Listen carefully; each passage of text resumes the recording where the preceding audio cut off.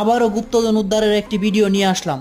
এবারের গুপ্তধন উদ্ধার কোনো সমতল ভূমিতে নয়, এই মিশন একটি পুরনো পাহাড়ের টিলাতে। হ্যাঁ বন্ধুরা, মেটাল ডিটেক্টরের সিগন্যাল পাওয়া মাত্রই আমরা এই পাহাড় খনন করতে শুরু করলাম। একটা সময় আবার ডিটেক্টর দিয়ে চেক করলাম, দেখলাম কাঙ্ক্ষিত ধাতব বস্তুটা খুব নিকটে। তারপর আবার যখন পুড়তে শুরু করলাম তখন সেই কাঙ্ক্ষিত বস্তুটা হাতের নাগালে চলে আসলো।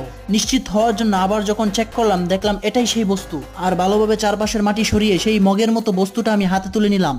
এখানে দুইটা মাটির তৈরি মগ রয়েছে। প্রথম মগটা খুলতেই দেখতে পেলাম এখানে অনেকগুলা স্বর্ণ মুদ্রা এবং রৌপ্য মুদ্রা রয়েছে। সেগুলো একটা নির্দিষ্ট জায়গায় রেখে বড় মগটার ভিতর থেকে এক এক করে সব ধাতব বস্তু বের করতে লাগলাম। স্বর্ণের উপর পান্নাখচিত নেকলেস, স্বর্ণের তৈরি পুরনো আমলের রাজাদের মূর্তি, স্বর্ণের ব্রেসলেট, স্বর্ণের তৈরি যুবতীর নারীর অবয়ব, তাছাড়া তৎকালীন আমলের ধর্মীয় নেতা যীশু খ্রিস্টের প্রতিচ্ছবি সহ স্বর্ণের তৈরি আরো অনেক কিছু পেলাম। ভিডিওটি ভালো লাগলে ভিডিওটিতে একটি লাইক দিয়ে চ্যানেলটি সাবস্ক্রাইব করে দিবেন। এতক্ষণ সাথে থাকার জন্য ধন্যবাদ।